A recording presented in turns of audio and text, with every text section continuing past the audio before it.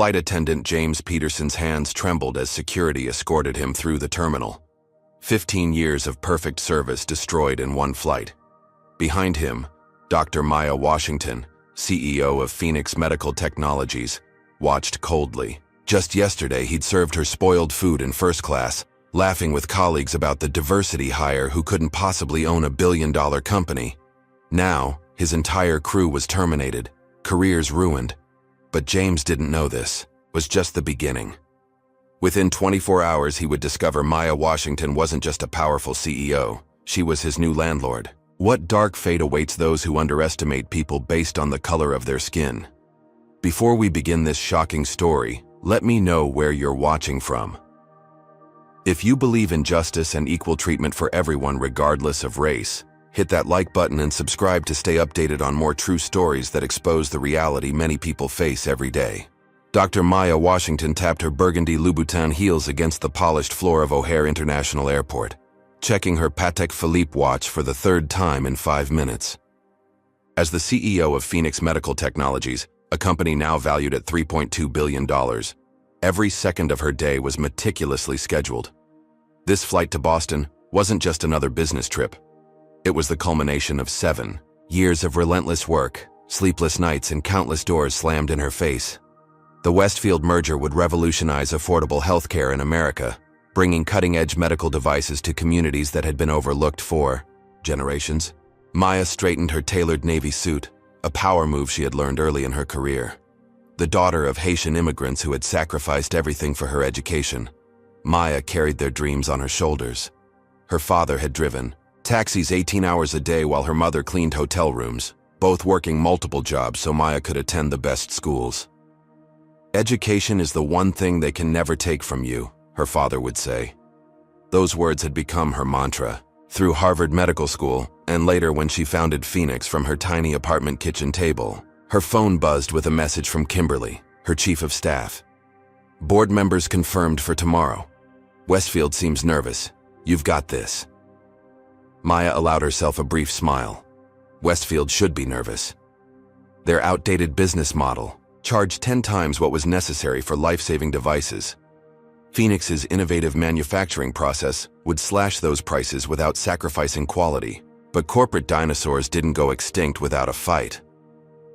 Maya rubbed her temples, feeling the weight of the past 72 hours. She hadn't slept properly since Monday, working through the night to finalize merger documents, coordinating with legal teams across 3 time zones.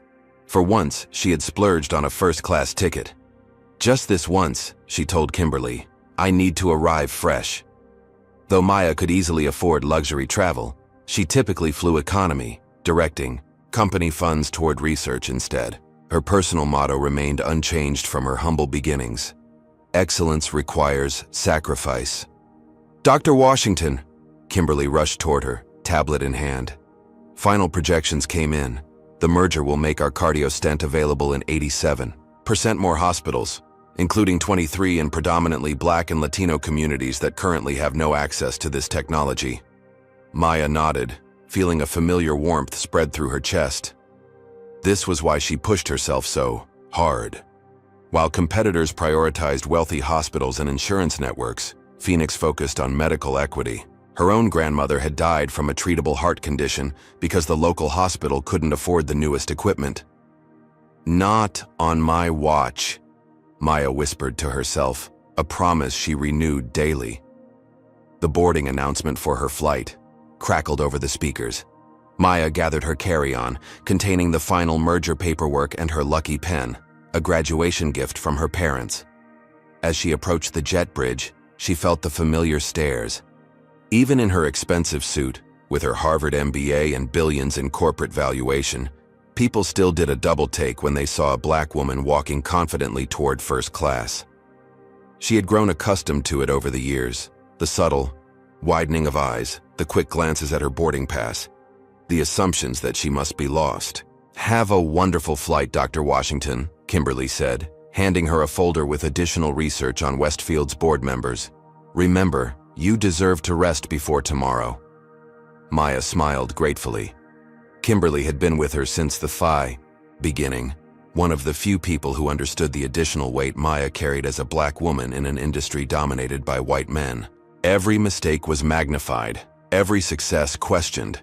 Perfection wasn't just a goal, it was the minimum requirement for being taken seriously. As Maya boarded the plane, she felt an immediate shift in the atmosphere. The lead flight attendant's smile faltered for a microsecond as Maya presented her first-class ticket. Two other crew members exchanged glances. Maya recognized that look.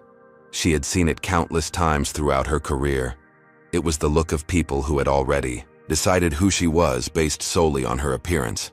Her grip tightened around her carry-on handle. She had hoped, just this once, to enjoy the simple luxury of respectful service and a comfortable seat after her exhausting week. "Welcome aboard," the attendant said, his voice noticeably cooler than it had been for the white businessman ahead of her. Maya nodded politely and moved toward her seat, mentally preparing herself. What should have been a peaceful 3-hour flight suddenly felt like another battlefield. But Maya Washington hadn't built a billion-dollar company by backing down from challenges. She straightened her shoulders and moved forward, unaware that this flight would become far more consequential than she could have imagined. The Boeing 787 Dreamliner hummed with activity as Maya settled into seat 2A, plush leather embracing her exhausted body.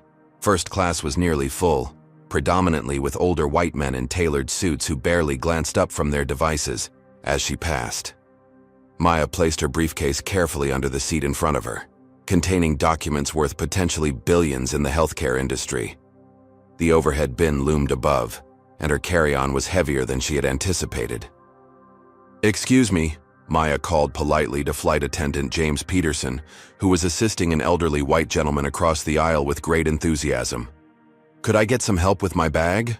James glanced over, his smile evaporating. "You'll need to wait," he replied curtly, returning to his animated conversation about golf courses in Scottsdale with the other passenger. Maya blinked, taken aback by his tone. She waited patiently for 5 minutes while James proceeded to help 4 other passengers with their luggage. When he finally moved in her direction, she heard him mutter to his colleague, Lisa Morris, "Probably in the wrong section. Happens all the time." Maya's jaw tightened imperceptibly. Wrong section? She had founded Phoenix Medical Technologies from scratch, transforming it from a startup in her apartment to a company that now employed over 3,000 people. She had presented to the United Nations, been featured on the cover of Forbes, and changed cardiovascular care standards worldwide. Yet, here she was, being dismissively profiled by someone who hadn't bothered to look at her boarding pass. "Your bag, ma'am?" James finally approached, his tone suggesting he was doing her an extraordinary favor. "Thank you," Maya responded with the practiced calm she had perfected in countless boardrooms, where she was often the only black woman present. She watched as James carelessly shoved her bag into the compartment, a stark contrast to the delicate handling he had given the other passengers' belongings. Throughout the boarding process, Maya observed as flight attendants distributed hot towels, champagne, and amenity kits to the other first-class passengers. Each time an attendant passed her seat, they miraculously became preoccupied with some urgent task. After 20 minutes, Maya remained the only passenger without even a glass of water. "Excuse me," she finally said as James passed by again. "Could I please have some water?" James sighed audibly, as if her simple request was an unreasonable burden. "I'll get to it when I can," he replied, before immediately pouring another glass of champagne for a white woman who hadn't even asked for it. The woman across the aisle caught Maya's eye, her face showing a mixture of embarrassment and discomfort at witnessing the disparity in treatment. Meanwhile, 2 businessmen in the row behind Maya exchanged smirks, clearly amused by her situation. Have you ever experienced this kind of blatant discrimination? Comment number 1 if you've felt the sting of being treated differently because of how you look. If you believe everyone deserves equal respect regardless of race, hit that like button right now. And if you want to see more stories about people standing up against everyday injustice, subscribe to our channel and ring that notification bell. The flight attendants continued their pattern of preferential treatment as the plane prepared for takeoff. When James finally returned with Maya's water, he placed it on her tray without a napkin, some of it sloshing over the side. She noticed. His name badge then, James Peterson, senior flight attendant. She committed it to memory, along with Lisa Morris, who continued to throw judgmental glances in her direction. Maya took a deep breath and focused on her merger documents. Tomorrow's meeting would change the landscape of affordable healthcare in America. She couldn't allow this petty discrimination to distract her from what truly mattered. Still, as the plane accelerated down the runway, she couldn't help but wonder, what would happen when meal service began? Would the disparate treatment continue, or would the crew recognize their mistake? And more importantly, how far was Maya willing to go to stand up for herself and others who face similar treatment every day? The seatbelt sign dinged off at cruising altitude, and the first-class cabin sprang into well-choreographed service. White tablecloths appeared on tray tables, followed by real silverware and crystal glasses. Maya watched as James and Lisa moved efficiently through the cabin, their professionalism evident in every interaction, with everyone except her. Today's first-class menu features herb-crusted salmon with wild rice pilaf, or rosemary chicken with roasted vegetables, James announced, cheerfully to a silver-haired executive in 1C. And may I recommend the Chateau Margaux to complement either entree? The elaborate meal service continued around Maya, each passenger receiving personalized attention and detailed descriptions of their gourmet options. The aromas of freshly prepared food filled the cabin, reminding Maya she hadn't eaten since yesterday afternoon. When James finally approached her seat, his demeanor shifted dramatically. "Chicken or fish?" he asked flatly. No description, no wine pairing, no smile. "Could you tell me about the chicken option, please?" Maya asked politely. James sighed, visibly irritated. "It's chicken, with vegetables." "Then I'll try the chicken, thank you," Maya replied, maintaining her composure. 20 minutes later, James returned with a tray that immediately looked different from those served to other passengers. While others received elegantly plated meals on porcelain, Maya's chicken was haphazardly thrown onto the plate, the vegetables looking wilted and discolored. Most concerningly, when she cut into the chicken, it was noticeably pink in the center. "Excuse me," Maya called to James as he passed. "I believe there's an issue with my meal. The chicken appears to be undercooked." James paused, his expression hardening. "That's how the chef prepares it. It's a premium preparation you might not be accustomed to." "I'm quite familiar with fine dining," Maya responded evenly, her years in corporate America having prepared her for such microaggressions. "However, raw chicken poses a health risk. Could I please have the salmon instead?" James's nostrils flared slightly. "The salmon has been fully allocated. Perhaps you'd prefer something from the economy menu." He suggested loudly enough for nearby passengers to hear. A chorus of stifled chuckles rippled through the first-class cabin. An older gentleman across the aisle frowned, clearly uncomfortable with the situation unfolding before him. Maya recognized him vaguely. William Thornton, possibly a retired executive she'd seen at industry events. "I'd simply like a safely prepared meal like every other passenger in this cabin," Maya stated firmly. "I've paid the same fare as everyone else." Lisa approached, her forced smile doing little to mask her condescension. "Is there a problem here? Some passengers are trying to enjoy their dining experience." "Yes, there is a problem," Maya replied. "I've been served raw chicken, which is unsafe for consumption." "Our first-class meals are prepared by award-winning chefs," Lisa responded defensively. "Perhaps you're just not accustomed to gourmet cuisine." The implication was clear. They believed she didn't belong in first class, that she couldn't possibly recognize quality food, that her presence was somehow diminishing their premium experience. It was a sentiment Maya had encountered countless times throughout her career. From being mistaken for administrative staff in her own company, to having security called on her when she tried to enter the executive floor of a potential partner company. Maya discreetly took out her phone and snapped a photo of the raw chicken. She also angled the camera to capture James and Lisa's name badges. Years of business experience had taught her the value of documentation. "Is photography allowed during meal service?" James asked sharply. "It is when food safety is concerned," Maya replied, her voice calm but resolute. She pushed the tray away slightly, the pink chicken glistening under the cabin lights. "I'd like to speak with the lead flight attendant, please." James and Lisa exchanged glances, a silent communication that Maya had witnessed countless times when people realized she wouldn't quietly accept mistreatment. "I'll see if Rebecca is available," Lisa finally said, her tone suggesting Maya was creating an unnecessary disturbance. As Lisa walked away, Maya noticed William Thornton watching the interaction with increasing interest. He gave her a subtle nod of support, the kind of acknowledgement that comes from someone who recognizes injustice when they see it. What Maya didn't know was that this meal incident was only the beginning of a calculated attack. The raw chicken wasn't a mistake, it was deliberate. And the consequences would extend far beyond this 3-hour flight, affecting not just Maya's immediate comfort, but potentially the future of affordable healthcare for millions of Americans. The tension in the first-class cabin grew palpable as Rebecca Wilson, the lead flight attendant, approached Maya's seat with an air of practiced authority. Rebecca was tall with meticulously styled blonde hair and a smile that didn't reach her eyes.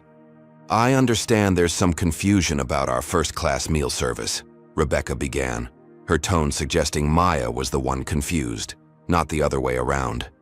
"There's no confusion," Maya stated calmly, gesturing to the undercooked chicken, still sitting on her tray. "I was served unsafe food, and when I pointed it out, your colleagues suggested I was simply unfamiliar with fine dining." Rebecca glanced at the pink chicken, then at James and Lisa, who hovered nearby. "Our premium meals are prepared according to strict culinary standards. Perhaps there's a misunderstanding about what properly cooked poultry looks like." Maya interrupted, her patience waning. "I assure you, I'm quite familiar with food safety standards." Rebecca's professional veneer slipped slightly, a flash of annoyance crossing her features. Dr. Washington," Maya corrected firmly. "Dr. Washington," Rebecca continued with exaggerated politeness, "I apologize if you feel your dining experience hasn't met your expectations. However, I've checked with our galley staff and all meals were prepared identically. Perhaps you'd prefer a sandwich from our alternative menu." The subtle implication that Maya was being difficult, that her standards were somehow unreasonable, hung in the air. Before Maya could respond, a sharp cramp seized her abdomen. She pressed a hand against her stomach, a wave of nausea suddenly washing over her. "Excuse me," she managed, rising quickly and making her way to the lavatory. Inside the cramped bathroom, Maya braced herself against the sink as her body revolted against whatever had been in that chicken. Sweat beaded on her forehead as another cramp twisted her insides. Food poisoning. The realization hit her with certainty. She'd experienced it once before after a business dinner in Shanghai, but this wasn't accidental. The chicken had been visibly undercooked. Had they deliberately served her contaminated food? After several agonizing minutes, Maya splashed cold water on her face and gathered her composure. As she prepared to return to her seat, voices drifted through the thin lavatory door. "She's being completely unreasonable," Lisa's distinctive voice complained, "acting like she's some kind of royalty." "These people always find something to complain about," James responded, dismissively. "Probably used her diversity hire status to get that fancy title. No way she earned it legitimately." "Did you see her face when I suggested the economy menu?" Another laugh. "Priceless." Maya froze, her hand on the door handle. The casual cruelty, the dismissive racism, the assumption that her achievements couldn't possibly be legitimate. It was all too familiar. Throughout her career, she'd endured whispers about affirmative action and diversity quotas, as if her Harvard medical degree and the billion-dollar company she'd built from nothing were somehow handed to her because of her race. Taking a steadying breath, Maya quietly activated the voice recorder on her phone before opening the door. The conversation abruptly halted as she emerged. James and Lisa quickly busied themselves with the beverage cart, avoiding eye contact. Maya returned to her seat, her mind racing despite the physical discomfort gripping her body. This wasn't just poor service or casual racism. There was something coordinated about it. She began mentally documenting every interaction: James Peterson, Lisa Morris, Rebecca Wilson. Each name, each incident, each microaggression. From across the aisle, William Thornton caught her eye. The older gentleman leaned slightly toward her. "Are you all right?" he asked quietly, genuine concern in his voice. "I couldn't help noticing your treatment has been inconsistent with the service standards of this airline." "Thank you for your concern," Maya responded carefully, unsure of his intentions. "I fly this route weekly," William continued, keeping his voice low. "I've never seen crew behave this way. Something's not right." Before Maya could respond, she noticed her seatmate for the first time, a man who had boarded late and immediately buried himself in paperwork. He now watched their exchange with undisguised interest. "Stephen Reynolds," he introduced himself, extending a hand toward Maya. "Couldn't help overhearing your troubles. Terrible way to treat a first-class passenger." Maya shook his hand cautiously. The name sounded vaguely familiar, but she couldn't place it. Reynolds smiled sympathetically, but something in his eyes didn't match the expression. A calculating coldness that Maya recognized from countless negotiation tables. As the flight continued, Maya's physical discomfort increased. The food poisoning was taking hold, but she refused to show weakness. Meanwhile, she noticed Reynolds watching her closely, his apparent sympathy feeling increasingly performative. She discreetly opened her phone's browser, using the in-flight Wi-Fi to search his name. The results confirmed her growing suspicion. Stephen Reynolds, Executive Vice President at Medicorp, Phoenix's largest competitor and the company that stood to lose the most if tomorrow's merger went through. Maya's medical devices would undercut Medicorp's prices by 60% while matching their quality. This wasn't coincidence. Reynolds was on this specific flight, seated next to her, for a reason. The pieces were beginning to fall into place. The discriminatory treatment, the raw chicken, Reynolds' presence. This wasn't random bad service. It was a calculated attempt to sabotage her Boston meeting. But why would flight attendants participate in corporate espionage? What was their connection to Medicorp? As these questions swirled in her mind, Maya didn't realize that the worst was yet to come. The 3-hour flight to Boston was about to become the most consequential journey of her career, and potentially the future of affordable healthcare in America hung in the balance. Stephen Reynolds smiled at Maya with practiced charm, his expensive cologne failing to mask the predatory energy emanating from him. "Quite unfortunate about your meal, Dr. Washington. Not the experience one expects in first class, is it?" His voice carried just the right amount of sympathy, but Maya had spent years reading people across negotiation tables. The disconnect between his words and the calculating look in his eyes triggered her internal alarms. As CEO of Phoenix Medical Technologies, she had developed an almost supernatural ability to detect insincerity. "These things happen," Maya replied neutrally, studying him. Stephen Reynolds, early 50s, impeccably tailored Tom Ford suit, Rolex Daytona peeking from beneath his cuff, the uniform of old money and established power. "Let me help you with that," Reynolds said suddenly, reaching for her merger documents that she'd placed on the center console. Before Maya could react, his hand, accidentally, knocked over his sparkling water, sending liquid cascading across her paperwork. "Oh, how clumsy of me," Reynolds exclaimed with theatrical dismay as Maya quickly salvaged the soaking documents. The water had saturated critical financial projections and term sheets, papers that represented months of work. "Strange coincidence," Maya said coolly, now certain this was no accident. "You're Stephen Reynolds of Medicorp, aren't you?" A flicker of surprise crossed his face before his smooth veneer returned. "You've heard of me? I'm flattered. Medicorp's Executive Vice President, the company that charges $80,000 for cardiac stents. My company can produce for $12,000. Reynolds shrugged unapologetically. "The market bears what the market bears, Dr. Washington. Not everyone believes in leaving money on the table. Not everyone believes healthcare should bankrupt families either," Maya countered, her stomach cramping painfully from the food poisoning while her mind raced. Reynolds' presence wasn't coincidental. He was here to sabotage her meeting. Medicorp stood to lose billions if Phoenix's affordable medical devices gained market share. "Such admirable idealism," Reynolds smirked. "Though I wonder how Boston's old guard business community will receive your accusations against this flight crew." They might see it as playing the race card. Connecticut Avenue Club members tend to be rather traditional in their outlook. The threat was thinly veiled.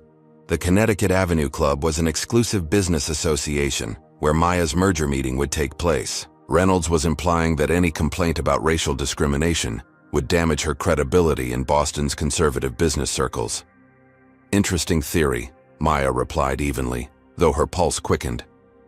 Almost as interesting as why. Medicorp's executive VP happens to be on the same flight as me, seated conveniently beside me, the day before a merger that threatens your market position. Reynolds' smile tightened. Pure coincidence. Like the raw chicken, the crew's behavior, all coincidence? Perhaps you're being paranoid, Dr. Washington, seeing racism where there's merely poor service. Maya noticed James passing nearby, his eyes meeting Reynolds' briefly. A nearly imperceptible nod passed between them. That's when the final piece clicked into place. This wasn't random. Reynolds and the crew were working together. "Tell me, Mr. Reynolds," Maya said calmly despite another wave of nausea hitting her. "How long has Medicorp been using airline staff to sabotage competitors?" His face hardened. "Careful with accusations, Dr. Washington. They could be construed as defamation. Just as you're careful with your corporate espionage." She smiled thinly. "The SEC takes a dim view of such tactics." Reynolds leaned closer, dropping all pretense of friendliness. "Listen carefully. By the time you land in Boston, there will be protesters outside Westfield's headquarters claiming your medical devices failed quality tests. Local news has already received an anonymous tip. The Connecticut Avenue Club members will have received emails detailing supposed fraud in your company. None of it's true, of course, but the doubt will be enough to kill your merger." Maya felt ice in her veins. Reynolds wasn't bluffing. Medicorp was launching a full-scale attack on her company and reputation. "You'd rather maintain obscene profit margins than save lives," she observed, her voice steady despite her growing physical discomfort. "It's just business," he replied coldly. "No, Mr. Reynolds. It's corruption. And unlike you, I keep receipts." Maya discreetly tapped her phone in her lap, still recording their conversation while simultaneously using the in-flight Wi-Fi to research deeper connections between Medicorp and the airline. Have you ever caught someone red-handed in their scheme? Comment number 1 if you've experienced that satisfying moment when a manipulator realizes they've been outplayed. If you believe corporate corruption has no place in healthcare, smash that like button now. And if you want to see more stories about underdogs fighting against powerful systems, subscribe and hit that notification bell. As Maya continued her research, the flight attendants became visibly more hostile. James practically shoved past her when serving drinks to other passengers. Lisa whispered something to Rebecca while glaring in Maya's direction. The coordinated nature of their behavior became increasingly obvious. What Maya discovered next sent adrenaline coursing through her system. James Peterson had previously worked at Medicorp corporate events. His LinkedIn profile showed he'd been employed by their events team for 3 years before joining the airline. The connection was indisputable. But how deep did this conspiracy go? Would Maya be able to save her merger and expose the corruption before landing in Boston? And what other tactics would Reynolds and his flight crew accomplices employ to ensure she never made it to tomorrow's meeting? Maya's fingers moved rapidly across her phone screen as she dug deeper into the connections between the flight crew and Medicorp. The food poisoning made concentration difficult, but years of working through migraines and exhaustion during medical school had prepared her for functioning despite physical discomfort. Using the airline's spotty Wi-Fi, she accessed the flight manifest through her premium flyer account. There it was, the smoking gun. James Peterson, Lisa Morris, Rebecca Wilson, and Captain Paul Harrison had all specifically requested this flight, making schedule changes just 3 days ago, precisely when Maya's reservation had been confirmed. Coordinated attack, Maya murmured to herself, saving screenshots as evidence. This went beyond poor service or casual racism. This was corporate sabotage using discriminatory treatment as cover. If she failed to make her meeting tomorrow, Medicorp would maintain its stranglehold on medical device pricing, continuing to profit from overpriced equipment that many hospitals couldn't afford. Maya glanced at Reynolds, who was pretending to review documents while surreptitiously watching her. She knew his type well. Men who saw her success as an anomaly, who believed her achievements must have come through some unfair advantage rather than her intelligence and relentless work ethic. A discreet cough drew her attention. William Thornton, the elderly gentleman across the aisle, caught her eye before carefully sliding a folded napkin onto her armrest during a stretch. Maya casually picked it up and unfolded it beneath her tray table. Recording everything since boarding, former civil rights attorney, will testify if needed. Thornton, the note read. Maya felt a surge of gratitude. A witness, and not just any witness, but a former attorney with credibility. She gave Thornton a subtle nod of thanks, then returned to her investigation. The stakes extended beyond her personal discomfort, or even this meeting. Phoenix's affordable medical devices could literally save thousands of lives in underserved communities. That was worth fighting for, regardless of what Reynolds and his accomplices threw at her. "You know what awaits you in Boston, right?" Reynolds said softly, breaking the silence between them. "Medicorp has friends in the local business community. Protesters are already gathering. Your reputation will be in tatters before you step off this plane." "Threats now, Mr. Reynolds?" Not very subtle. Not threats. Reality. His smile was glacial. "Smart move would be to rethink your pricing strategy. Maybe Phoenix doesn't need to undercut Medicorp quite so dramatically. We could discuss a more reasonable market approach." Maya understood immediately. "You're offering me a bribe to keep my prices higher, so patients who need these devices can continue to go bankrupt?" "I prefer to call it market stabilization," Reynolds replied smoothly. "Everyone wins. Except the patients who can't afford treatment," Maya countered, discreetly ensuring her phone was still recording. Reynolds shrugged. "Collateral damage. Business isn't charity, Dr. Washington." Maya felt another wave of nausea hit her, more intense than before. The food poisoning was worsening, but she fought to maintain her composure. She wouldn't give them the satisfaction of seeing her weakened. Around her, other passengers had begun to notice the tension. Some were openly watching the interactions between Maya and the crew. A few had phones out, possibly recording. Social media's power to expose injustice had become a critical ally in situations like this. Maya opened her email and began composing a message to her legal team, attaching the photos and recordings she'd gathered so far. If anything escalated further, there would be evidence safely backed up in multiple locations. From the corner of her eye, she noticed other passengers exchanging uncomfortable glances. The discrimination had become so blatant that even those initially amused by her treatment were now shifting uncomfortably in their seats. One woman whispered to her husband, who frowned and nodded toward Maya with concern. The atmosphere in the first-class cabin had shifted. The crew's behavior was becoming increasingly difficult to ignore or justify. Maya knew from experience that public opinion could turn quickly when injustice became undeniable. As she continued gathering evidence, Thornton slipped her another note. "Captain seems involved too. Overheard crew saying something about an emergency landing."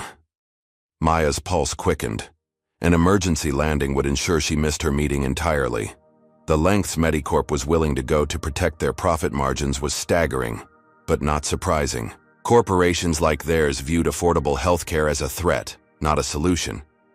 Before she could fully process this information, the cabin speakers crackled to life. "Ladies and gentlemen, this is Captain Harrison speaking," a deep voice announced. "We're experiencing some cabin disturbance issues, and will be making an unscheduled landing in Cleveland to resolve the situation. Please remain seated with your seatbelts fastened. Flight attendants, prepare the cabin for landing." Maya's eyes met Thornton's across the aisle.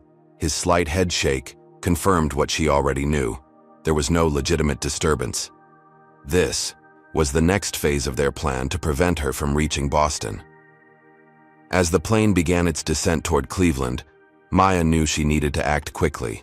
The merger, her company's future, and most importantly, the affordable health care of millions, depended on her next move. The Dreamliner banked sharply, beginning its unscheduled descent toward Cleveland Hopkins International Airport. Murmurs of confusion rippled through the first-class cabin as passengers exchanged puzzled glances. There had been no turbulence, no obvious disruption to justify an emergency landing. "Ladies and gentlemen," Rebecca's voice came over the intercom. "We apologize for the inconvenience. We're making this unscheduled stop due to a disruptive passenger situation that requires immediate attention." Maya felt multiple sets of eyes turn toward her. The implication was clear. She was being framed as the disruptive passenger. Captain Harrison's voice followed, his tone carrying false concern.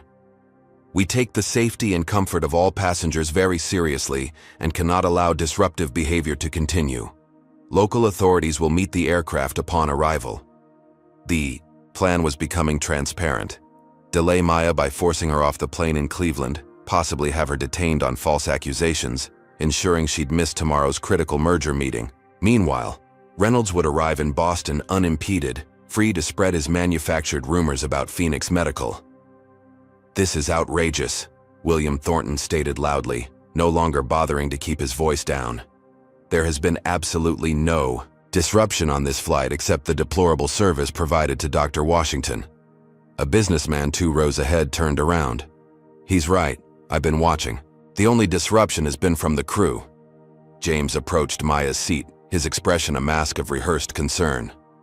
"Ma'am, we'll need you to gather your belongings. Authorities will escort you from the aircraft in Cleveland." "On what grounds?" Maya asked calmly, despite her racing heart. "Creating a hostile environment, verbally abusing crew members, and making other passengers uncomfortable," James recited, as if reading from a prepared script. A woman across the aisle gasped. "That's a complete lie. She's been nothing but polite while you've been horrible to her." Reynolds shifted uncomfortably beside Maya, clearly not expecting other passengers to come to her defense. The plan was unraveling. Witnesses were speaking up. "I have documented everything," Maya stated firmly, addressing the entire cabin now.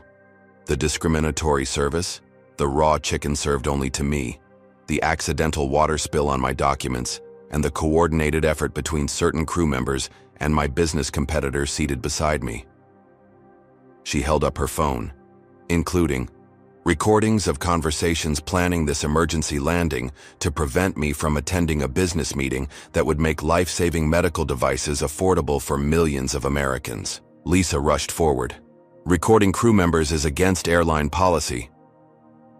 "Actually," Thornton interrupted, "recording conversations you're part of is perfectly legal in most states when there's no expectation of privacy, especially when documenting potential civil rights violations." His authoritative tone betrayed his legal background. Rebecca appeared, her professional demeanor cracking under pressure. "Captain Harrison has made the decision for safety reasons." "Based on false information you provided him," Maya countered. She turned to her fellow passengers. "My name is Dr. Maya Washington, CEO of Phoenix Medical Technologies. Tomorrow, I'm scheduled to finalize a merger that will reduce the cost of essential cardiac devices by 60%. Making them accessible to hospitals serving underrepresented communities. Medicorp, represented by the man beside me, stands to lose billions if this merger proceeds." Reynolds' face flushed with anger. "This is defamation." "It's the truth," Maya cut him off. "And I suspect the captain may not have all the information about why we're really diverting to Cleveland."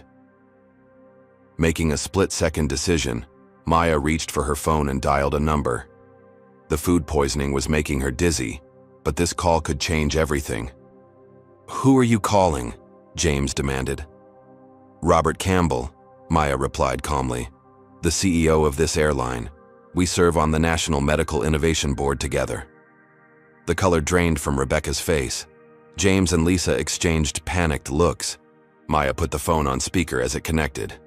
"Maya, unusual to hear from you mid-flight," came a booming voice. "How's the service treating you on the Boston route?" "Actually, Robert, that's why I'm calling. We're currently being diverted to Cleveland because I've allegedly been disruptive, though multiple passengers can confirm I've done nothing wrong. Meanwhile, I've been served raw chicken, had my documents deliberately soaked, and discovered your crew has connections to Medicorp, who stands to lose billions from my merger tomorrow." "What?"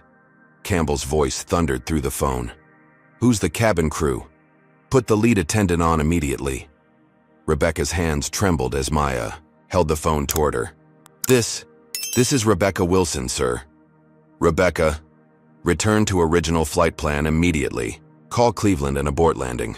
I'll meet this flight personally in Boston. No one leaves the aircraft until I arrive. Yes, sir, Rebecca stammered, all pretense of authority evaporating. Maya, are you all right? Campbell asked. Dealing with food poisoning from the raw chicken I was served, but I'll manage, she replied, finally allowing some of her physical discomfort to show. I'll have medical staff waiting, Campbell assured her. And Maya, I'm ordering an immediate investigation. The call ended, and the cabin fell into stunned silence. Within minutes, the captain announced they were returning to their original flight path to Boston, offering a vague explanation about resolved concerns. Reynolds sat rigid beside Maya, his plan collapsing spectacularly. This isn't over, he muttered under his breath. You're right, Maya agreed quietly. It's just beginning. The atmosphere in the first-class cabin transformed palpably as the plane leveled off, resuming its course to Boston. The same flight attendants who had treated Maya with contempt now hovered uncertainly, their faces masks of barely concealed panic. Rebecca Wilson stood at the front of the cabin, ashen-faced, as she whispered urgently into the cabin phone, presumably updating Captain Harrison about their CEO's intervention. James Peterson approached Maya's seat, a glass of water trembling slightly in his hand. Dr. Washington, can I get you anything for your discomfort? The condescension had vanished from his voice, replaced by thinly disguised fear. Perhaps food that isn't deliberately undercooked? Maya replied coolly, despite another wave of nausea washing over her. Though I suspect anything from the galley might be similarly compromised at this point. William Thornton, the retired civil rights attorney, leaned across the aisle. I have some stomach medication in my carry-on if you need it, Dr. Washington. Thank you. Maya nodded gratefully, accepting the tablets he offered. She turned back to James. I'll need a complete list of everyone who handled food preparation for this flight. I don't have that information, James stammered, his earlier arrogance evaporated. Robert will, Maya stated simply, referring to the airline CEO by his first name. The implicit reminder of her connection sent James scurrying away. Stephen. Reynolds sat rigidly beside her, furiously typing on his phone. Maya glanced over just in time to see him sending messages to someone named Harrison, undoubtedly coordinating with the captain. She also noticed him attempting to delete previous text exchanges, evidence of their conspiracy. Deleting evidence is obstruction of justice, Mr. Reynolds, Maya observed quietly. A federal offense when it involves interstate commerce, which commercial aviation certainly does. Reynolds' fingers froze over his screen. You've proven nothing. Actually, I've proven quite a lot, and I suspect your phones, yours and the crew's, will prove even more once they're examined. A brief look of panic crossed Reynolds' face before he mastered it. Medicorp has an army of attorneys. So do I, Maya responded evenly. Along with something you don't have, the moral high ground. Racial discrimination combined with corporate sabotage makes for compelling headlines, doesn't it? The cabin phone rang, and Rebecca answered it before approaching Maya tentatively. Dr. Washington, Captain Harrison would like to speak with you. Maya raised an eyebrow. Would he? How interesting that he's suddenly interested in a passenger he was about to have removed based on fabricated accusations. Rebecca swallowed hard. He says it's urgent. I'm sure it is. Maya took the phone. This is Dr. Washington. Dr. Washington, this is Captain Paul Harrison, came a deep, authoritative voice now stripped of its earlier confidence. There appears to have been a misunderstanding. No misunderstanding, Captain, Maya interrupted. There was a coordinated effort to prevent me from reaching Boston for tomorrow's merger meeting, an effort that involves serving me contaminated food, creating a hostile environment, and attempting an unnecessary diversion to Cleveland. I was informed there was a security concern by crew members connected to Medicorp, my company's primary competitor, Maya finished for him. Quite a coincidence, wouldn't you say? Silence hung on the line momentarily. "We're receiving priority clearance for landing in Boston," the captain finally said. "We should arrive ahead of schedule." "Excellent. And Captain, I suggest you preserve all communications from today. The investigation will be thorough." Maya handed the phone back to Rebecca. She noticed how other passengers were now watching her with undisguised admiration. The same people who had witnessed her mistreatment earlier were now seeing her masterful handling of the situation. It was a dynamic Maya had experienced before, the pivot from underestimation to respect. Despite her victory, Maya felt her condition worsening. The food poisoning was taking a serious toll, but she refused to show weakness. She had learned early in her career that displaying vulnerability was a luxury not afforded to Black women in leadership positions. As the plane began its descent into Boston, Maya made an unexpected discovery while researching the airline's corporate structure on her phone. Skyline Airways, the carrier they were flying, was on a potential acquisition list for Phoenix's parent company. The airline was struggling financially and looking for investors. This information wasn't public yet, but as CEO, Maya had access to confidential corporate development strategies. The irony was almost poetic. The very airline whose employees had discriminated against her might soon be owned by her company. Have you ever witnessed someone's attitude completely flip when they realized who they were really dealing with? Comment number 1 if you've seen that satisfying moment when underestimation turns to panic. If you believe justice should come for those who discriminate, hit that like button now. And if you want to see more stories about powerful comebacks against those who abuse their positions, subscribe and ring that notification bell right now. Reynolds must have noticed the slight smile that crossed Maya's face. "You look rather pleased for someone who's been poisoned," he observed bitterly. "I was just contemplating the future, Mr. Reynolds. Specifically, who might own this airline in the near future."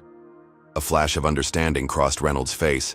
"Phoenix is considering acquiring Skyline?" "I neither confirm nor deny," Maya replied. "But wouldn't it be interesting if the flight attendants who discriminated against me based on race suddenly found themselves working for a company where I set the corporate culture and inclusion policies?" For the first time, Reynolds looked genuinely alarmed. The corporate chess game had expanded beyond tomorrow's merger, and he was suddenly several moves behind. The fasten seatbelt sign illuminated as Boston's skyline came into view. Maya closed, her eyes briefly, gathering her strength for what came next. The battle wasn't over. Reynolds had mentioned protesters and planted stories. The fight would continue on the ground, but the balance of power had shifted irrevocably. What Maya didn't yet realize was that while she'd been fighting in the air, social media was already ablaze with accounts from passengers who had witnessed her treatment. The hashtag #FlyingWhileBlack was trending, and the airline's stock had dropped 3% in the past hour. The story was exploding far beyond the confines of their aircraft, and Maya Washington was about to land in Boston, not just as a CEO fighting for a merger, but as the unwitting centerpiece of a national conversation about race, power, and accountability. The Dreamliner touched down at Boston Logan International Airport with unusual smoothness, almost as if Captain Harrison was attempting to compensate for his earlier actions through piloting finesse. Maya Washington gathered her belongings methodically, her movements deliberate to mask the physical discomfort still ravaging her body. The food poisoning had intensified during descent, but her face revealed nothing, a skill perfected through years of high-stakes negotiations. "Boston Logan International, where the local time is 5:47 p.m., announced Rebecca, her once authoritative voice now trembling slightly. "We thank you for flying with Skyline Airways and apologize for any inconveniences during our journey." The pregnant pause between her words spoke volumes. The crew knew their careers hung by threads, unraveling with each passing minute. As the seatbelt sign dimmed, no one moved. An unusual tension blanketed the cabin as passengers remained seated, watching the drama's final act unfold. Maya stood, carefully, her designer suit impeccable despite the tumultuous flight. Stephen Reynolds attempted to push past her into the aisle, his desperation to escape palpable. "Pardon me," Maya said calmly, blocking his path with her briefcase.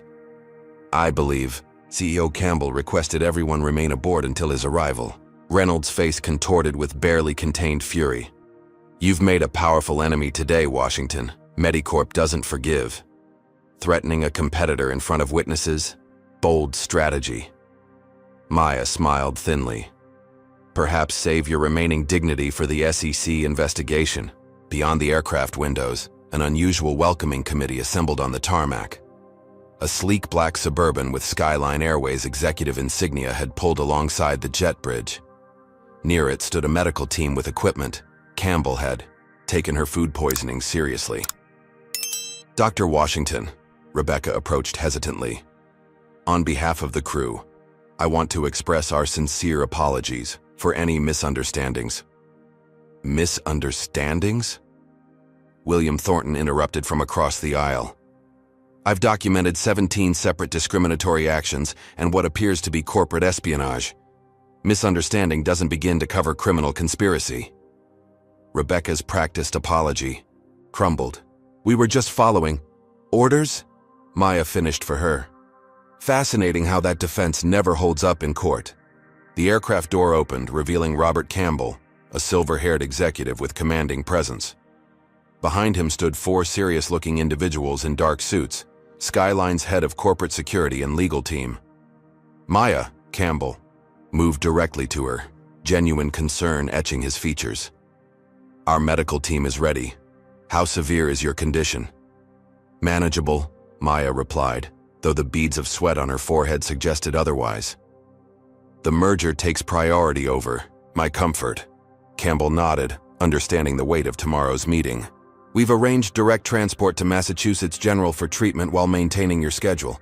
Our legal team will begin taking statements immediately.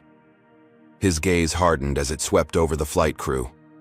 No one leaves until we've conducted preliminary interviews. James Peterson stepped forward, desperation evident in his voice. Sir, there's been a misunderstanding. Save it, Campbell cut him off. We have video from multiple passengers already circulating online. Skyline's stock dropped 3% in the past hour. Maya hadn't realized passengers had been recording the incidents. The modern accountability of smartphone cameras had worked in her favor. As Maya moved toward the exit, she noticed news vans assembling near the terminal. Somehow the story had leaked. Reynolds noticed too, his face paling. The local news received an anonymous tip, Campbell explained, following her gaze. Though not the one Reynolds planted. Instead, they got footage of his co-conspirators mistreating a prominent black CEO. Twitter's calling it them flying while black. Maya maintained her composure, though her strategic mind immediately calculated the implications. The public nature of this incident could actually strengthen her position in tomorrow's merger. The narrative had transformed. She wasn't just a CEO with innovative medical technology. She was now a symbol of resilience against discrimination. As she deplaned, a young flight attendant who hadn't been involved in the conspiracy whispered, "My sister has a congenital heart condition. Your cardio stent would make her surgery affordable. Thank you for fighting for patients like her."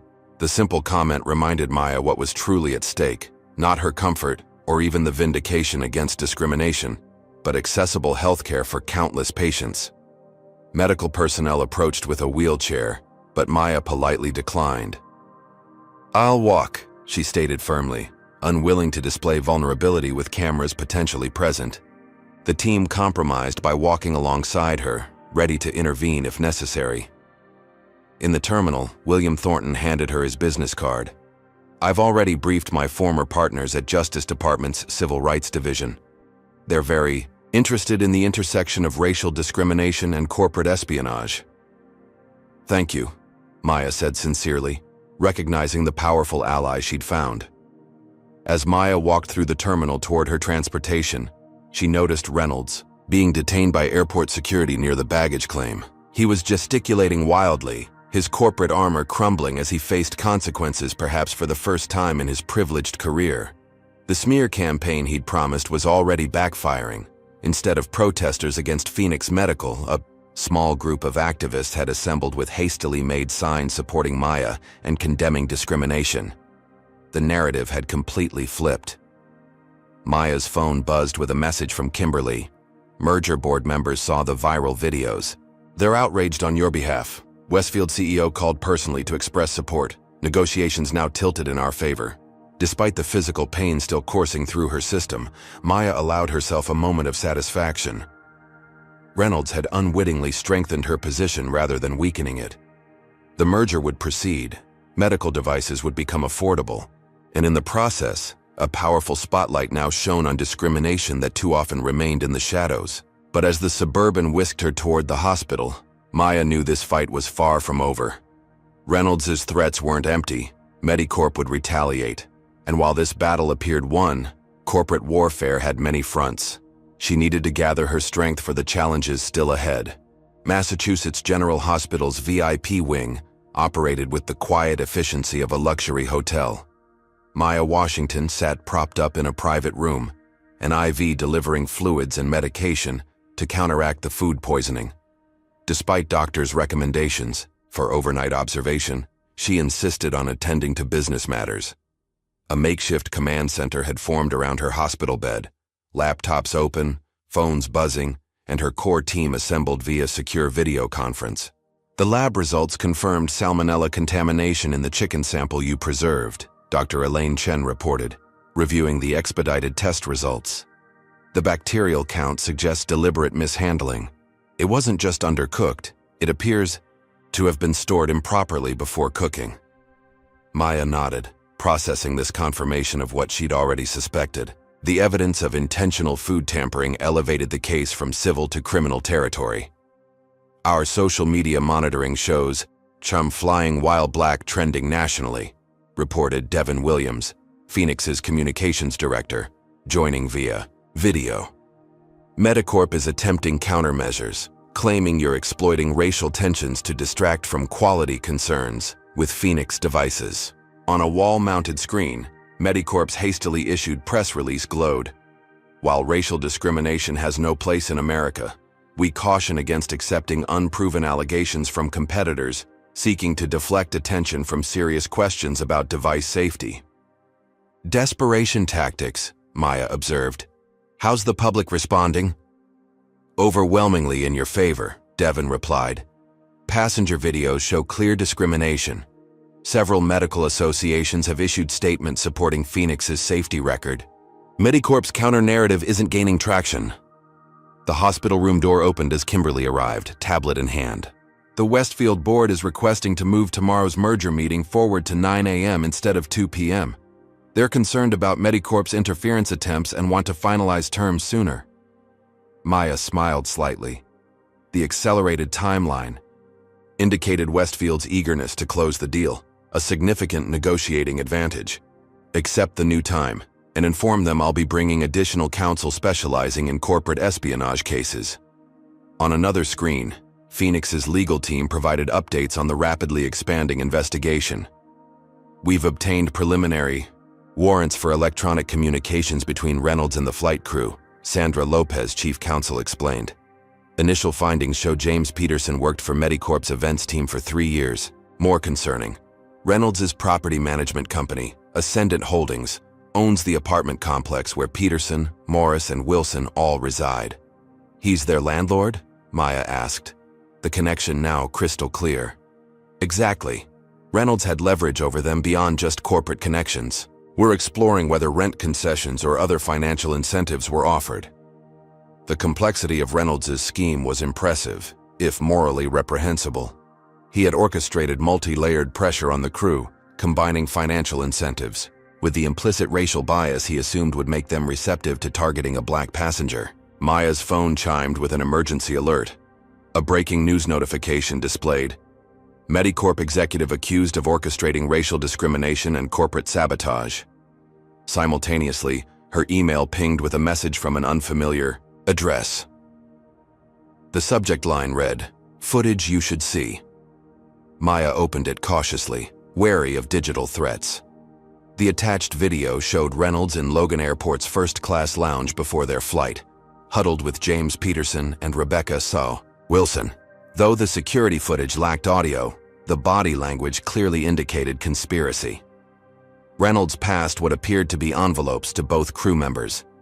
The sender remained anonymous, but the message text provided context. Not everyone at Medicorp supports these tactics.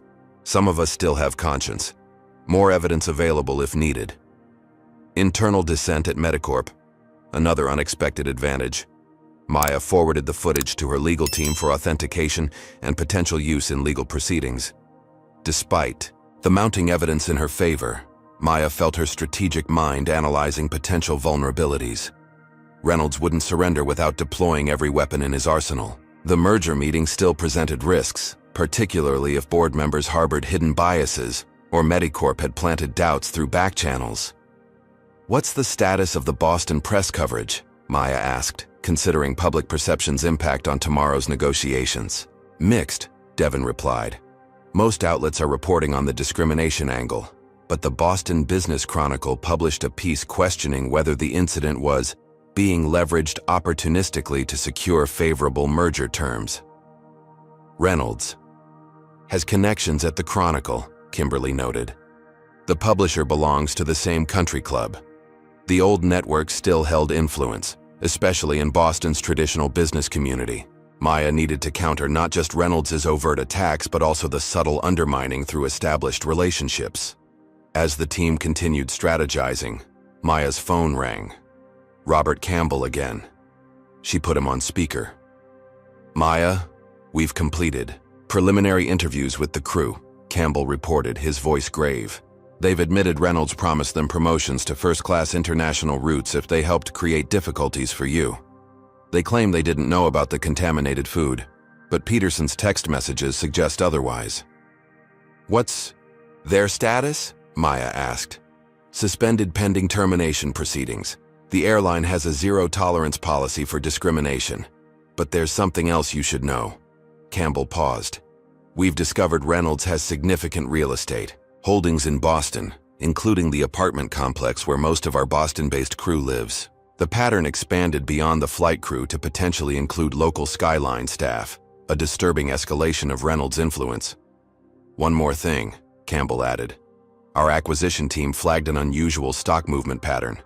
Medicorp appears to be positioning for a hostile takeover attempt of Skyline Airways." Maya's mind rapidly processed this new dimension. Reynolds wasn't just trying to stop her merger, he was simultaneously working to acquire the airline, likely to prevent her from doing so, and to expand Medicorp's corporate ecosystem. As Maya ended the call, she noticed her hands trembling slightly, not from fear, but from the medication and lingering effects of the food poisoning. The merger meeting was less than 15 hours away. She needed rest to perform at her best, yet the cascading developments demanded attention. "We'll continue monitoring developments," Sandra assured her. "You need to recover your strength for tomorrow." Maya nodded reluctantly, recognizing the wisdom in her attorney's advice. As her team departed, leaving only Kimberly to coordinate ongoing efforts, Maya allowed herself to close her eyes briefly. The corporate chess game had expanded far beyond what Reynolds could have anticipated when he boarded that flight. What he had intended as a simple sabotage operation had evolved into a multifaceted battle spanning industries, public opinion, and potentially federal investigations. Tomorrow's merger meeting would be just one front in a war that had suddenly grown much larger. And despite Reynolds' resources and connections, he had made a fatal miscalculation in underestimating Dr. Maya Washington. It wouldn't be his last mistake. At precisely 8:45 a.m., Maya Washington strode into the Connecticut Avenue Club's mahogany-paneled conference room, showing no signs of her ordeal from the previous day. Her tailored Armani suit projected power. Her stride conveyed unwavering confidence, and only the slightest pallor hinted at her recent illness. Behind her walked a formidable team, her chief counsel, 2 specialized attorneys, William Thornton, who had volunteered his considerable expertise, and Kimberly managing digital presentations. The Westfield board members stood as she entered, a subtle but significant show of respect that wouldn't have occurred 24 hours earlier. The merger landscape had shifted dramatically overnight, though Maya recognized the precariousness of public sympathy. Today's victory required substance beyond the previous day's incident. "Dr. Washington," greeted Theodore Westfield, the silver-haired patriarch whose grandfather had founded the company in 1912. We're pleased you could join us despite yesterday's difficulties. Innovation requires resilience, Mr. Westfield. Maya replied warmly, shaking his hand. Something our companies share. As they took their seats, Maya noticed two unexpected attendees at the far end of the table, Medicorp representatives, including its CEO, Franklin Porter. Their presence confirmed her suspicion that Reynolds's actions hadn't been rogue operations, but sanctioned corporate espionage. We were surprised to learn Medicorp requested observer status for today's discussions, Theodore explained with visible discomfort. Given existing industry relationships, we felt obligated to grant limited access. Maya nodded, unperturbed. Transparency serves truth. I welcome their presence. Porter shifted uncomfortably, clearly expecting objection. Reynolds was conspicuously absent, likely advised by legal counsel to maintain distance given the pending investigations. Before we begin formal merger discussions, Maya addressed the room. I believe we should address yesterday's events, as they directly relate to our business considerations. Without waiting for approval, Kimberly activated the presentation system. The screen displayed flight data, crew profiles, and communication records organized with clinical precision. Yesterday's discrimination wasn't random, Maya stated, her voice steady. It was orchestrated corporate espionage designed to prevent this merger. The evidence is substantial and disturbing. For the next 12 minutes, she methodically presented the case. Reynolds's strategic seat assignment, his property management company's control over crew housing, electronic communications showing coordination, and the deliberately contaminated food. The presentation was devastating in its thoroughness. Most compelling, however, Maya continued, is footage from multiple sources. The screen displayed synchronized videos from passenger phones, capturing James Peterson's dismissive treatment, Lisa Morris's condescending remarks, and Reynolds' accidental water spill on the merger documents. Midway through the footage, the conference room door opened. William Thornton nodded subtly to Maya as 3 additional passengers from yesterday's flight entered, witnesses he had arranged overnight. Among them was an elderly woman Maya recognized from first class, who had appeared sympathetic but remained silent during the ordeal. For those unfamiliar, these are fellow passengers who've voluntarily come to provide first-hand accounts, Maya explained. Their testimony corroborates what the videos show. Porter from Medicorp stood abruptly. This is highly irregular. Today's meeting concerns a potential merger, not unsubstantiated accusations against a competitor. Theodore Westfield raised his hand, silencing Porter's objection. Given that these events directly targeted today's negotiations, they seem entirely relevant. Please continue, Dr. Washington. The elderly woman passenger stepped forward. I'm Dr. Margaret Chen, Chief of Cardiology at Massachusetts General. I recognized Dr. Washington on the flight, but didn't intervene immediately, wanting to observe how the situation developed. What I witnessed was unmistakable discrimination coordinated with corporate interests to prevent medical innovations that would benefit patients. The revelation of her identity sent ripples through the room. Dr. Chen wasn't just any witness. She was a leading figure in the very field Phoenix's devices would serve. Maya hadn't orchestrated this development. It was the authentic support of someone who recognized injustice and its broader implications for patient care. As the presentation continued, Maya revealed the most damning evidence. Maya's teams had used advanced technology to reconstruct deleted text messages between Reynolds and the crew. On screen appeared Reynolds's explicit instructions. Make sure Washington misses the meeting. Food issue suggested. Plausible deniability essential. Porter's face drained of color. The Medicorp CEO suddenly appeared decades older as the weight of potential legal consequences settled on his shoulders. Corporate espionage carried criminal penalties, and the racial component elevated potential damages exponentially. These actions reflect desperation, Maya noted, her tone measured rather than accusatory. Desperation born from recognizing that Phoenix's manufacturing innovations make life-saving devices accessible to all patients, not just the wealthy. Medicorp's profit margins rely on artificial scarcity and price gouging, business practices increasingly unsustainable in today's Healthcare environment. The Westfield board members exchanged glances. Although old money conservatives, they recognized the shifting landscape, both morally and financially. Theodore Westfield had built his reputation on business ethics, despite his traditional outlook. "Dr. Washington," Theodore spoke after a thoughtful pause, "while these revelations are disturbing, how do they impact the fundamental merger considerations?" This was the pivot Maya had prepared for, transitioning from the discrimination incident to substantive business matters. "They demonstrate exactly why this merger matters beyond financial projections," Maya replied, nodding to Kimberly to advance to the next presentation section. The screen displayed a U.S. map with hundreds of illuminated points representing hospitals. The red points indicate facilities currently unable to afford Medicorp's cardiac devices.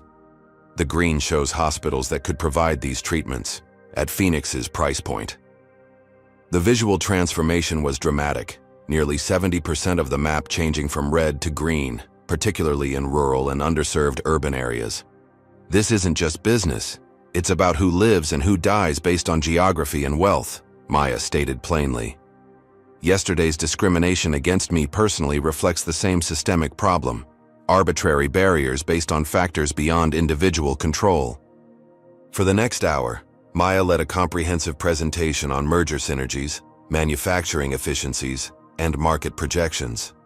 The discussion remained firmly grounded in business fundamentals, with Maya demonstrating mastery of every financial detail despite her recent illness. As the presentation concluded, Theodore Westfield looked toward his board members, receiving nods of agreement. "Dr. Washington, Westfield is prepared to approve the merger under the terms outlined, with one additional condition."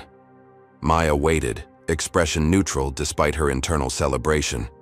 "We request a board seat dedicated to ethics oversight and healthcare accessibility, someone who can ensure these devices actually reach underserved communities as promised." "That's precisely why this merger matters," Maya agreed readily. "I would suggest Dr. Margaret Chen for consideration, given her expertise and demonstrated commitment to ethical healthcare."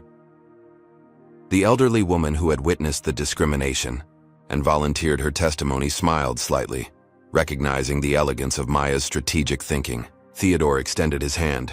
"Then we have an agreement in principle." As board members broke for a short recess before signing preliminary documents, Maya's phone vibrated with breaking news alerts. Her team had executed another carefully planned move. Phoenix Medical Technologies had just announced acquisition of Skyline Airways in a surprise deal, outmaneuvering Medicorp's hostile takeover attempt. Porter, checking his own phone, looked up at Maya with stunned recognition of her comprehensive victory. She had not only secured the merger, but captured the airline Medicorp had been targeting, all while facing down discrimination and illness. "Dr. Washington," Porter approached, his voice low, "perhaps we could discuss a mutual resolution to pending matters between our companies." "Certainly," Maya replied calmly. "My ethics compliance team will be happy to outline necessary steps, beginning with revised pricing models for existing devices. Patients shouldn't wait for our merger to access affordable care." The counterattack was complete. Medicorp now faced federal investigations, public relations disaster, a failed acquisition, and potential antitrust scrutiny. Reynolds' attempt to exploit racial bias had not only failed, but precipitated his company's comprehensive defeat. As Theodore returned with merger documents, Maya signed with her lucky pen, the graduation gift from her immigrant parents. Their sacrifices had made this moment possible, this chance to transform healthcare accessibility for millions who, like her family once did, struggled against systemic barriers never of their own making. 1 month after the fateful flight to Boston, Maya Washington stood before a gathering of employees at Phoenix Medical Technologies' expanded headquarters. The merger with Westfield was complete, doubling their manufacturing capacity and slashing cardiac device costs by 63%, 3% better than originally projected. Behind her on massive screens, live feeds showed simultaneous celebrations at facilities across the country, including the newly acquired Skyline Airways corporate offices. Today marks not just corporate expansion, but healthcare transformation. Maya addressed the assembled crowd, her voice carrying the quiet confidence of someone who had fought battles both visible and invisible throughout her career. Over 800 hospitals that previously couldn't afford life-saving devices now have access. That translates to approximately 97,000 patients annually who would have been denied care. What Maya didn't mention was the personal cost of this victory. 3 days hospitalized with severe food poisoning, death threats requiring enhanced security, and the emotional toll of having her racial trauma publicly dissected by commentators with no understanding of the lived experience. But our work extends beyond medical manufacturing, Maya continued. Today I'm announcing the Equity in Service Initiative. The screens transition to show architectural renderings of an apartment complex, specifically the one where James Peterson and the other flight attendants lived. The property that Reynolds had used as leverage in his scheme. Phoenix has acquired this residential complex through our community investment division, Maya explained, but not for the reason you might expect. Murmurs rippled through the audience. Many assumed this was retribution, the ultimate power move of buying the building to evict those who had discriminated against her. Effective immediately, this property is being converted to affordable housing for healthcare workers, particularly those from underrepresented communities entering medical device manufacturing.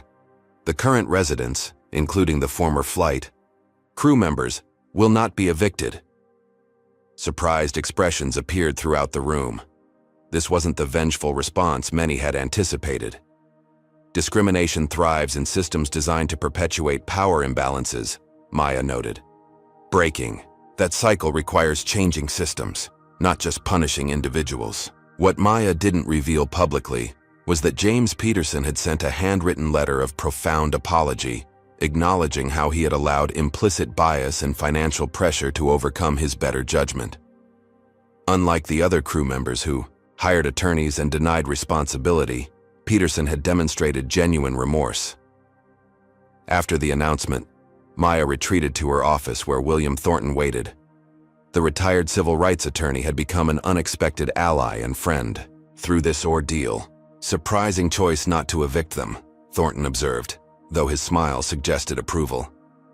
Eviction would be emotionally satisfying but strategically limited, Maya replied, pouring them both sparkling water.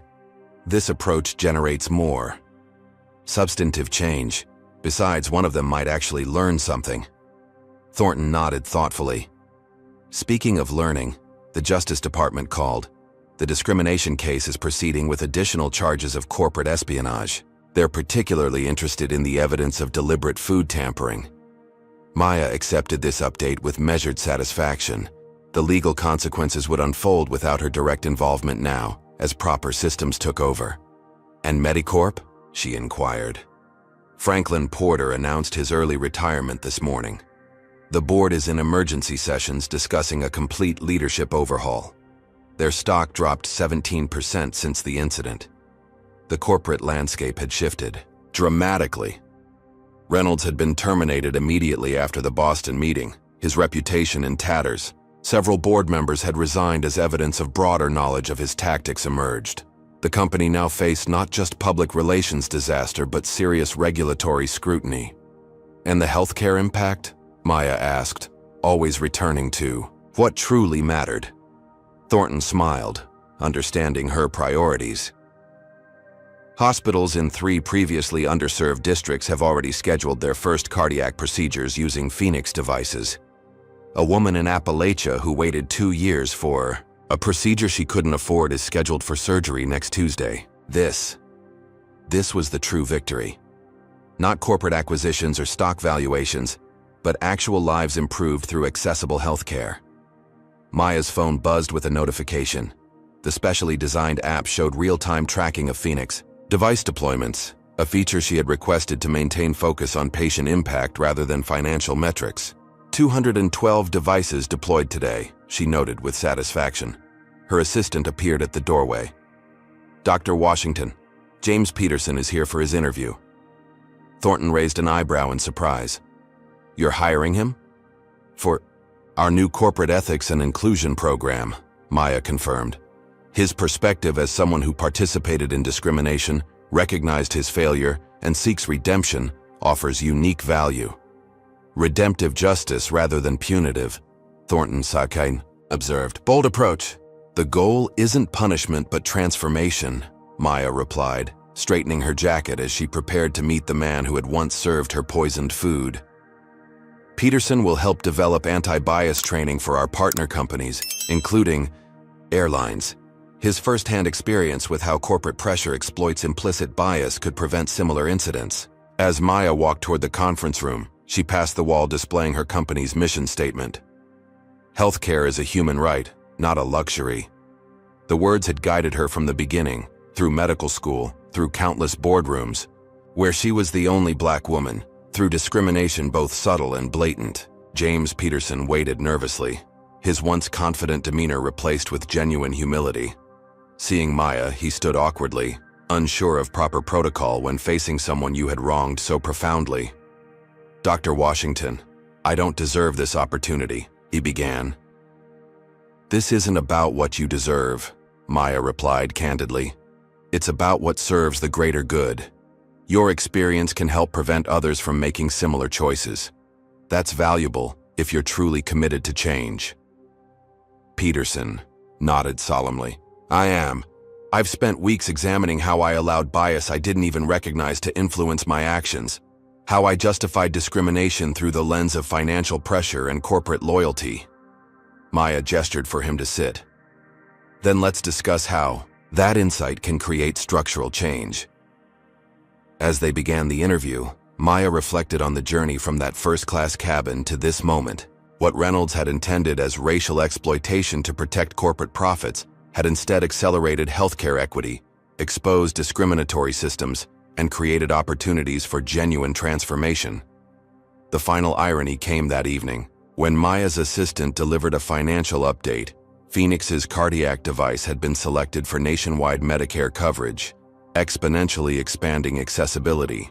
The decision had been influenced by a key committee member, a woman whose mother had received one of the first affordable Phoenix devices following the merger. Maya Washington had not just survived discrimination, she had transformed it into a catalyst for the very changes her company sought to create. The poisoned chicken served in first class had become the catalyst for a healthcare revolution that would save countless lives in communities historically denied access to essential treatments. In the end, what Reynolds never understood was that Maya's true power came not from wealth or position, but from unwavering commitment to a purpose greater than herself. That was a strength no amount of discrimination could diminish, and ultimately, the reason she had prevailed. This powerful story teaches us that discrimination often persists in spaces where power dynamics favor those who exploit bias for gain. Dr. Maya Washington's experience reveals how racism can manifest even in premium environments where service quality should be guaranteed for all paying customers. The narrative demonstrates that prejudice doesn't disappear with wealth or achievement. It simply takes more sophisticated forms. The story also highlights the strategic advantage of maintaining composure when facing discrimination. Maya's methodical documentation and professional responses ultimately strengthened her position rather than weakening it. She understood that emotional reactions, however justified, could be weaponized against her through harmful stereotypes. Perhaps most importantly, the tale shows how systemic change requires addressing root causes rather than merely punishing individuals. Maya's decision to transform the apartment complex into affordable housing and hire Peterson for the ethics program exemplifies a forward-thinking approach that breaks cycles of discrimination rather than perpetuating them. The corporate espionage element reminds us that discrimination is often exploited as a tool by those with economic interests in maintaining inequitable systems. Reynolds' willingness to leverage racial bias for profit represents how prejudice becomes institutionalized when it serves powerful interests. Finally, the story emphasizes that true leadership measures success by impact rather than personal vindication. Maya's consistent focus on healthcare accessibility, even while facing severe discrimination, demonstrates that genuine change comes from remaining committed to a mission larger than oneself, transforming personal obstacles into catalysts for collective progress. What discrimination have you witnessed or experienced that others dismissed as misunderstanding? Share your story in the comments below. Has someone ever underestimated you based on prejudice, only to be shocked when they discovered your true capabilities? Comment below and let us know how you handled it. If you believe everyone deserves equal treatment regardless of race, hit that like button. Subscribe to our channel for more powerful stories that expose the reality many face daily and showcase how resilience can transform injustice into positive change. Thank you for watching this story of determination and systemic transformation. May we all find the courage to stand firm in our principles when faced with discrimination, and the wisdom to transform those challenges into opportunities for broader positive change.